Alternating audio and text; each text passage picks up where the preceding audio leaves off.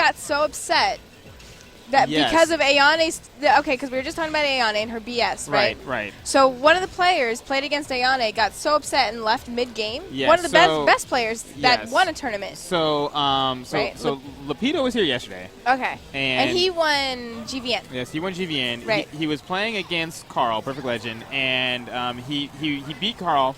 But actually, we're going into the match here, so we'll have to finish this story later. We're in the fighting entertainment stage. NinjaCW against Shin Ryujin. And NinjaCW going with that Tina again. You know, I don't know if his Tina is going to be enough to take on Ryujin's Jan Lee. You know, Ryujin knows his character very well. As far as, you know, NinjaCW goes, this is essentially a brand new character for him. You know, he used Tina a little bit in DOA4, but this is not DOA4 Tina. And I feel like it's a bad matchup too, Jan Lee versus Tina. Jan Lee is faster, but Tina can do significant damage when she needs to. So if Tina can get one high counter throw or one solid combo going, it will take half of Jan Lee's life. If not Jan Lee, but look at that was one punch by Jan Lee, and that took about like 15% health. I mean, it was counter hit, and you've got the electrified rope, so the damage is going to be heavy here. Now, Tina does have some rope moves, so let's see if we see any of that from NinjaCW. Attacks that can only be used on this stage or stages with ropes. Going for that guaranteed ground throw. Now, he has a commanding lead here, so let's see what Ryujin can do to adapt. He is up 2 rounds to none. Oh, goes to the critical burst. Ryujin counters. Doesn't get anything off the wall there. Let's see if he goes for the wall throw. Not quite. And as you can see, like, Ryujin kind of just doing whatever he wants, you know? Ryujin's just like, I'm going to do these 2 moves, you're going to counter, I'm going to wall throw you, and everything will happen according to script. I'm pretty sure he's going to probably switch up from Tina. I'm assuming that did not work for him. Oh, no, he's going for fight again. You know, really? He said, I'm not done. You know, this is 3 out of 5. So he does have the opportunity to kind of play around a little bit. But, you know, against an opponent like Ryujin. But is this loser's bracket, though? This is loser's bracket. So it may be 3 out of 5, but that's all you have. You know, I have to agree with you completely, Kat. And in this situation, when you're fighting against Ryujin, you don't want to take this chance.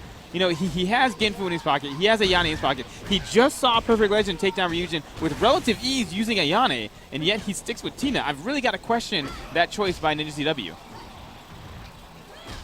Well, let's see if he can come back on top here. He's doing pretty well so far. He's as long as he's keeping his spacing, it seems, between him and Jan Lee and doesn't get pressured, he does all right. Oh, nice Shining Wizard there. High counter, actually. So, you know, he's proving us wrong right now. He is up 1 round to none. Yeah, but he's playing so strange, though. He's spacing, and he's kind of just poking, jabbing. Look, there's no lengthy combos. Oh, there is a limbo stun. Doesn't get his guaranteed launch. Ryujin could have actually countered that. Gets the launch anyway. Ryujin with a nice back turn throw, or excuse me, back punish? throw.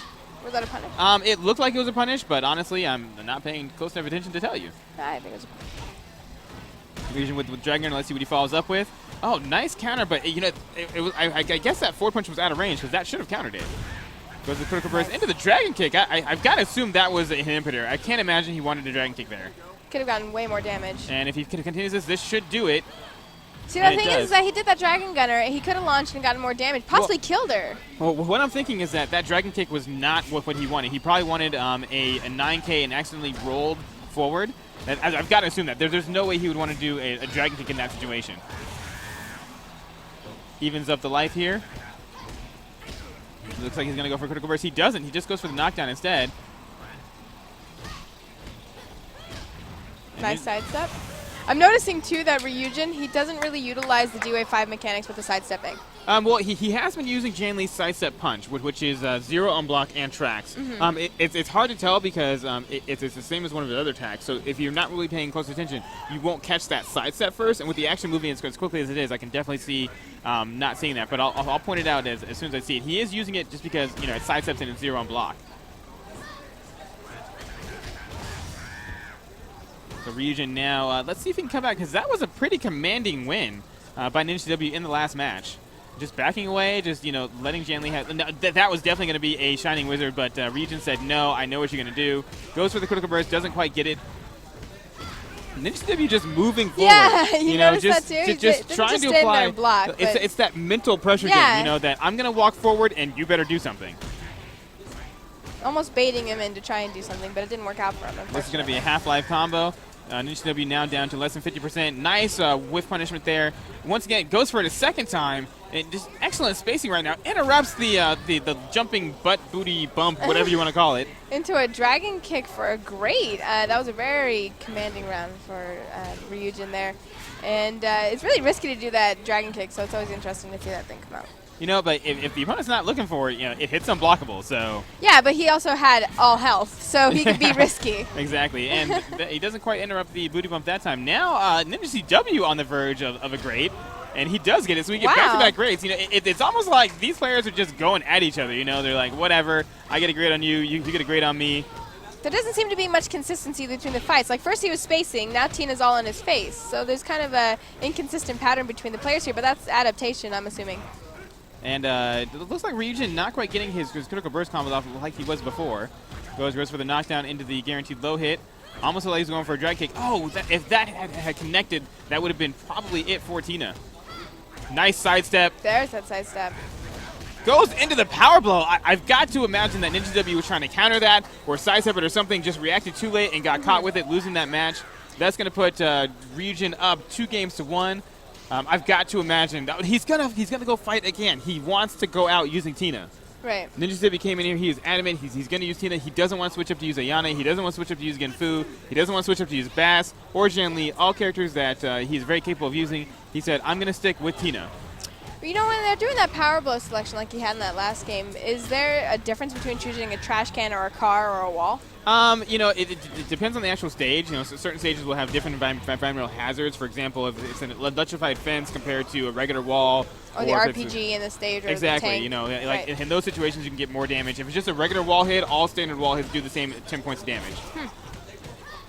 So now I would have liked to have seen Ryujin sidestep that last hit of the forward punch string, but he did not. He's currently, it looks like that's going to do it for him, and NinjaCW takes that first round. Goes for the guaranteed launch. That's the first time we've seen Ryujin take advantage of that guaranteed launch after connecting that. Every other time he hasn't quite gone for it. He's either gone for a Dragon Gunner or nothing. Going for that giant swing. Is that going to be into the wall? It's not. He moves him over toward the RPG, so now Ryujin definitely has to be worried about that. Nice sidestep, but unfortunately continuing that combo for Jianli ended up tracking her down.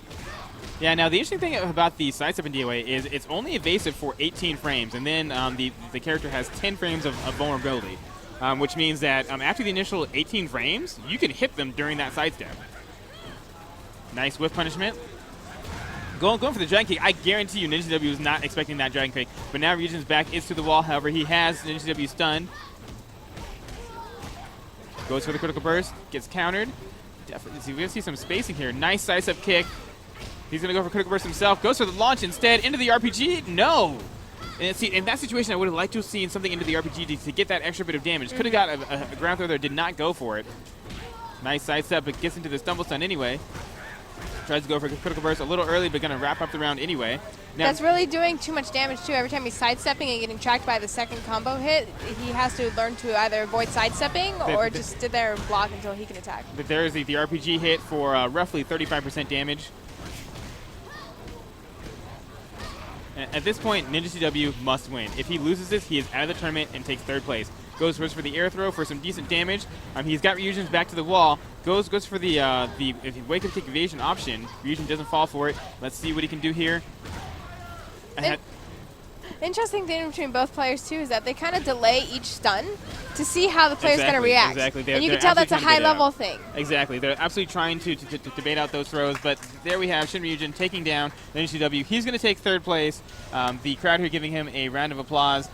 I really have to question his choice to use Tina.